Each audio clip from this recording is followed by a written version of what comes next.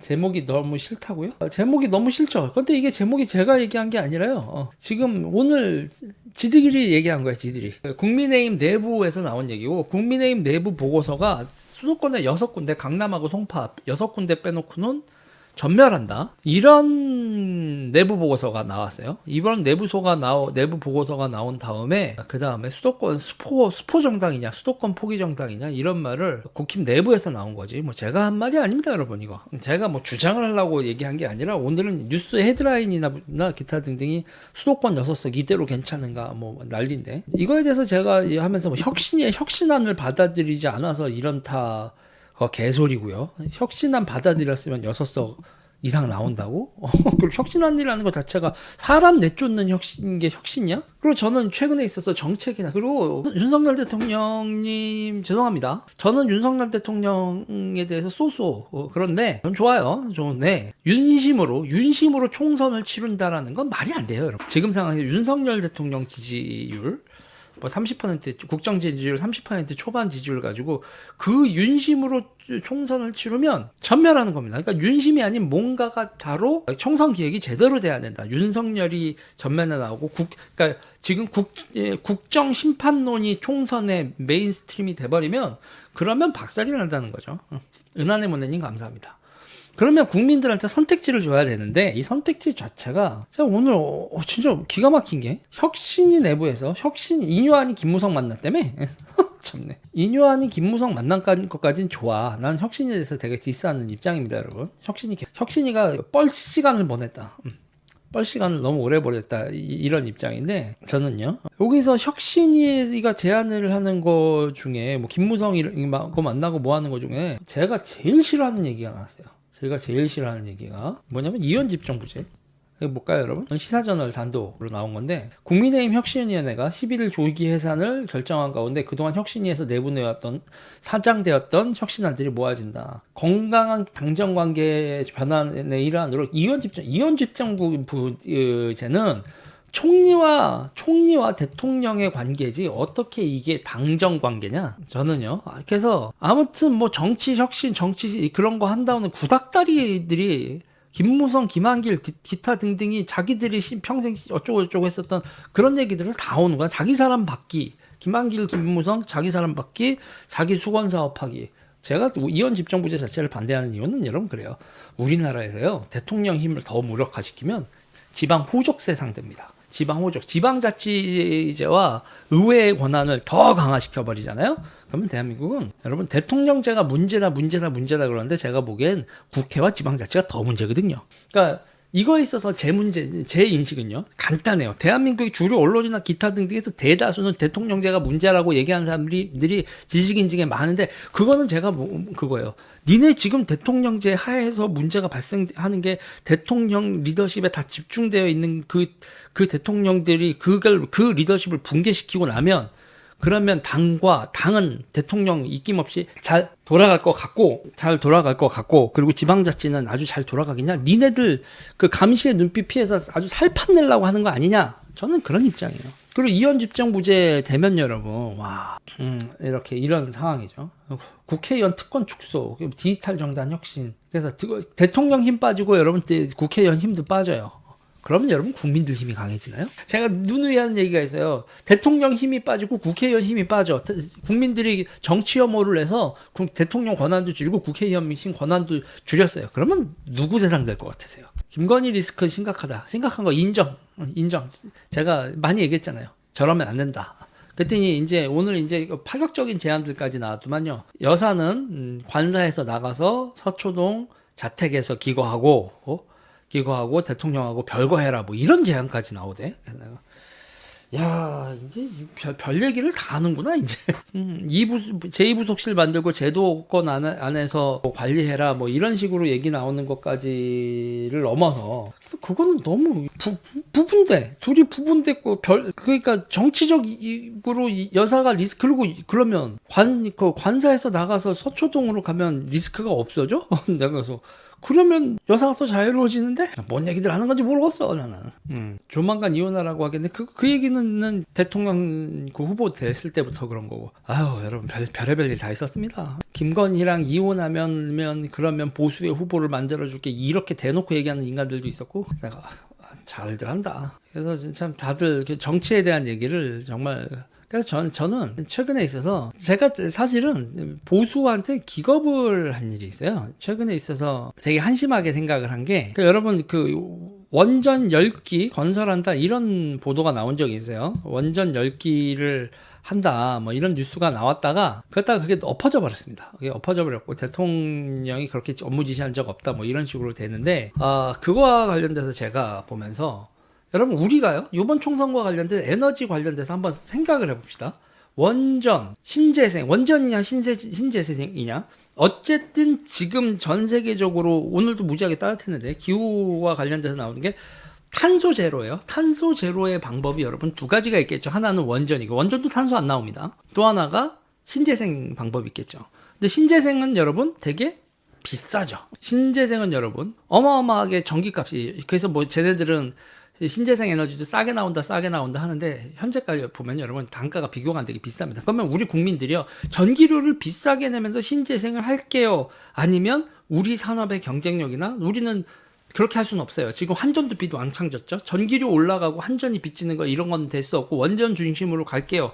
원전 중심으로 갈 게가 보수고 신재생 중심으로 갈 게가 민주당이다. 뭐 이런 식으로 하면 우리의 민생과 관련된 전기요금과 관련된 게 나오잖아요.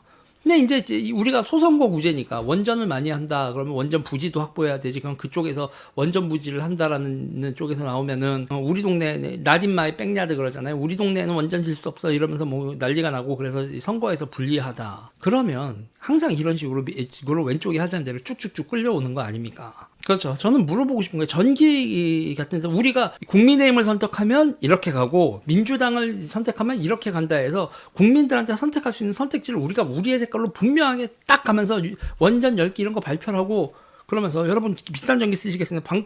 방패장도 만들고 원전도 만들고 그리고 우리는 전기를 비싼가 한전을 이렇게 빚덩이에 올려놓을 수 없고 우리도 우리의 산업 경쟁력과 민생의 근간이 되는 전기 요금을 박살내면서 신재생 에너지를 이렇게 하는 문제인식은 할 수 없습니다. 이런 거를 명확히 얘기를 해야 되는데 그 명확히 얘기하는 걸 이 정부에서 못 하더라고. 그래서 내가 그럼 민주당하고 국민의힘하고 그 차이점을 이렇게 드러내지 않으면 어떻게 어디를 더 지지자들이나 이렇게 다 선택의 여지를 줘야 될 거 아니야. 보건의료 문제예요, 여러분. 보건의료 문제 기가 막혀요. 내년 예산에서 전장현이 해먹는 예산 그대로 반영이 되네. 그렇게 얘기해도 말이 안 통해 말이. 자, 이거와 관련돼서 제가 여러분들한테 이거는 설명을 해드릴까요? 전장현 문제도요. 쟤네들 전장현, 그래서 우리가 전장현이 저런 거 다 싫어해. 다 싫어하는데 저쪽은 자기네들이 은폐하고 있는 게 있단 말이에요. 전장현과 관련돼서 우리가 같이요, 생각을 해야 될 게 이게 뭐냐면, 이게 뭐야? 그러니까 우리가 여러분 요양원 같은 거 있죠. 요양원도 기본적으로 노무현이 만든 시스템입니다. 노무현이 만든 시스템인데, 지금 저희 팀, 에서 이제 만든 문서예요, 여러분. 장애인들이 죽어야 선고한 탈시설 정책이다. 운동권의 카르텔명 민주독재. 제가 이렇게 얘기를 하는데, 자, 노인과 장애인이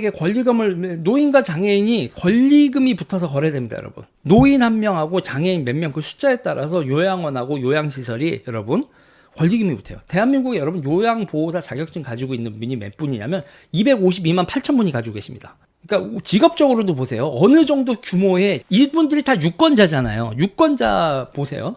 요양 자격자가 252만 8,140분이 가지고 계시고 현재 요양보호사로 종사하고 계신 분이 60만 9,221명이에요. 자, 노인 요양급여 지출에 여기서 보면 이게 지금 노인 요양급여 대상자가 이렇게 됩니다. 그래서 지금 938명 중에서 134만 명이 신청을 했고 심사를 한 다음에 현재 요양급여가 나가고 있는 사람이 101만 9,130분.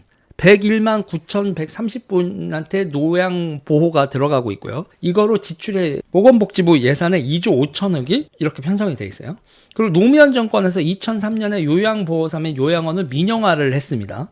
이게 원래 국가시설에서 하는 그런 거였는데 그런 쪽으로 이제 국가가 할 것이냐 민간이 할 것이냐 하다가 국가가 예산을 지원하고 민간이 한다 이렇게 돼 있어요. 그래서 요양보호사 하면 요양원 민영화 시행을 노무현 정부에서 했고, 이쪽에서 이제 보수 진보 이렇게 까릴 건 안 되죠. 그래서 많은 분들이 지방자치에서 어느 정도 지역에 영향력이 있다라고 하시는 분들 중에서 요 사업을 하시는 분들, 그리고 요거에 있어서도 딱 두 갈래요. 그 환자들, 노인들을 딱딱딱딱 공급받을 수 있는 사람은 잘 되고, 그런 연줄이 없는 분들은 아주 환자 구하기, 노인 구하기가 쉽지 않습니다. 자, 이건 이거고. 기존에 이제 우리가 여러분들이 많이 이해하시는 게 이거고, 요번에 이 활동지원사. 그러니까 노인에 있어서 요양보호사 요 시스템을 만들어 놓은 다음에 좌파 애들이 이거를 자기네들이 다 처먹지 못한 게 쟤네들 천추의 한이거든요. 요양보호사를 쟤네들이 다 먹지 못했어요. 그냥 보통 분들도 많이 요양원을 차리고 했단 말입니다. 좌파 카르텔에 없는 분들도. 그런데 이 활동지원사 장애인 265만 명이고요. 복지부 예산이 112조 4,588억이 내년에 책정인데, 그 중에서 장애인 예산이 3조 580억 원이고요. 그 중에서 활동지원이 2조 282,846억이 책정됐어요. 이거 누가 먹냐? 전장현이 먹습니다. 활동지원 사업 2조 2,846억 원, 전장현 한자협동이고요. 발달장애 아동 자원 장애 지원 3,567억, 2,000명 지원하는데 이것도 전장현 부모연대 등에서. 그리고 장애인 가족 지원 1940, 이것도 전장현이고요. 장애인 일자리 2,227억 원, 전장현 이쪽에서 가져갑니다. 우파가 민간이 기어 들어갈 틈이 없어요. 이걸요, 쟤네들 시위하고 뭐하고 해서 장애인 쟤네들이 이동권 어쩌고저쩌고 했죠. 근데 얘네들이 이렇게 시위하고 뭐하고 활동하고 자기네들 사람 보건복지부 갖다 박아놓고 국민의힘에도 갖다 박아놓고 뭐 기타 등등 한 다음에 저기는 꿈을 이뤘어요. 2024년에 예산에 자기네들의 비즈니스가 전혀 방해를 받지 않는 결론이 2024년 예산에도 됐죠. 그러면 저는 우파 스피커고 윤석열 대통령을 지지하는 스피커예요. 그리고 국민의힘도 지지하죠. 그리고 저는 전장현을 반대하는 거였고, 얘네들의 문제점들 계속 지적했던 사람입니다. 일이 이렇게 되면요, 나는 호구인가 이런 생각이 들 수밖에 없죠. 이번은 원전 열기 해야 되고, 우리나라의 에너지 정책이 그렇게 가야 된다. 저는 그 운동가이기도 해요. 저는 유튜브 스피커기도 하지만, 그리고 저는 제가 가지고 있는 노선을 관철하기 위해서 활동도 하고, 난 돈은 안 받아. 돈은 안 받는데 내 노선이 맞다라고 생각하는 거, 그리고 여러분들한테 얘기하고, 전장현이 저렇게 가면 안 됩니다, 이런 얘기도 하고, 쟤네들한테 돈이 가면 안 됩니다 얘기도 하고, 그리고 태양광이나 이런 쪽으로 너무 가면 안 되고 원자력 중심으로 가야 됩니다, 이렇게 얘기를 하는데, 태양광 관련돼서 우파 쪽 지자체장의 밑에 똘마니 새끼들도 태양광하고 앉아있고, 그렇게 복과 보조금으로 챙겨 먹는 거 좌우 가리지 않고 난리가 나서 원자력은 호구야. 그러면요, 여러분. 그러면 윤석열 정부의 정책이나 방향성 같은 거에서 저는 뭉뚱그려서가 아니라, 제가 이러지 말라고 그렇게 얘기를 했는데 탄소 제로를 신재생으로 접근하지 말고 원전으로 접근하자는 게 이 정부의 노선인 줄 알았는데 아니야. 그러면은 우리가 이쪽으로 가면, 왼쪽이 정권을 잡으면 저런 비즈니스가 가고, 이쪽이 가면 이렇게 되고 방향이 달라야 되는데, 그거를 딱 부러지게 얘기를 안 하면, 그리고 우리의 노선을 설득을 하면서 국민들한테 나라의 미래의 방향을 틀어버려야 되는데 왼쪽이 하자는 방향으로 질질질질 끌려가. 이러면요, 여러분, 속 뒤집어지는 겁니다. 이러면 속 뒤집어지는 거예요. 그래서 저는요, 뭐냐면, 지금 제가 이렇게 얘기하는 게, 우리가 총선을 승리하기 위해서 당 지도부 용산이 이런 식으로 하면 지지자들도 투표장에 가서 찍기가 어려워진다는 얘기죠. 자, 볼까요? 그리고 여기서 말한 건, 저는 좌파에 반대하는 내 입장이 있는데, 그 반대하는 입장이 왜 이 정당에서 통과되지 않느냐, 이런 얘기예요. 그리고 또 하나 얘기를 해드릴까요? 오늘 성명서 나온 거, KBS 관련된 성명서 나온 거 한번 읽어드릴게요. KBS 내부에서 관련돼서 우파들, 이거는 KBS 우파들이 나온 얘기예요. 공정언론 국민연대, 이거 KBS 우파 조직입니다. 자, 시장 바뀌어도 우파들 다 모인 건데요. 시장 바뀌어도 편파 방송 계속하는 KBS, 민노총 언론노조 눈치 보는 간부들, 이런 얘기예요. 박민 사장 취임 4주째다. 점점 나아지겠지 그랬는데 4주째인데, 사장이 교체되었어도 KBS는 민주당을 위한 편파 방송을 계속하고 있다, 이렇게 얘기를 하고 있어요. 자, 보세요. 여기서 보면 주진우 라이브, 최경영의 최강시사, KBS 더 라이브, 이 세 개의 간판 프로그램은 주역들이 알아서 퇴사하거나 사측으로부터 최신 총보를 받았다. 박민 사장 체제에서 KBS 간판 보도 프로그램들을 뉴스 9는 시종일관 민주당과 민노총 언론노조의 눈치를 본다는 비판을 받고 있다. 그러니까 위에 거 3개는 날렸는데 KBS 나이는 손도 못 대고 있다. 민노총 언론노조의 반발 의식에 특정 정치 세력과 지지자들의 범법과 무도덕한 일단을 제대로 비판하지 않는 것이다. 그리고 이런 얘기 나와요. 이게 대표적인 편파 프로그램 중 하나는 KBS 배종찬의 시사본부다. 종찬형 미안. 10월 11월 20일 방송에서 인터넷 뉴스 기자가 출연해. 이게 누구냐면 장윤선 씨, EBS 오마이뉴스 그 기자죠. 그분하고 요런 거. 최강욱 전 민주당 의원의 암캐 발언에 대해 이런 막말을 가지고 며칠째 소란을 피는 게 과연 정치적으로 옳은가? 장윤성 기자가 그런 식으로 얘기를 하고, 또 인터넷 어떤 기자가 출연해서 윤석열 정부가 해외 가서 돈을 팡팡 쓴다 이런 식으로 문재인 정부하고, 그래서 뭐 정부층의 설명이나 반론 같은 것도 없고 자기네들 일반적인 주장을 KBS 방송에서 했다. 그 국민의힘 젖소 논란에 대해서는 남성이든 여성이든 성차별적인 언어는 써서는 안 된다 뭐 이런 식으로 민주당은 후들겨가면서 민주당은 유리하게 말을 하는 거. 그리고 보수의 품격 코너에서는 이현주 전 국민의힘 출연하고 이현주 그리고 박지원 둘이 출연진인데, 그런데 이제 둘 다 씹기 바쁜 거지. 그렇죠. 이현주 의원이 전 국힘 의원이지만 지금 현재에서 박지원하고 둘이 갖다 놓고 이준석하고 갖다 놓고 뭐 이러는 거면은 그냥 무늬만 보수지 현 정부하고 이쪽을 까는 용도로 돼 있는 그런 캐스팅 아니겠습니까? 그리고 장윤선 전 오마이뉴스 기자는 지정 코너에서 30분 동안 여당과 정부에 대해서 악담을 쏟아놨다. 12월 1일 KBS 방송에서요. 이동관 한번 또 있었대요. 그래서 천안함 의혹을 부추기던 사람이 부사장으로 내정됐다가 잘리고, 그리고 이번에도 또 어디 천안함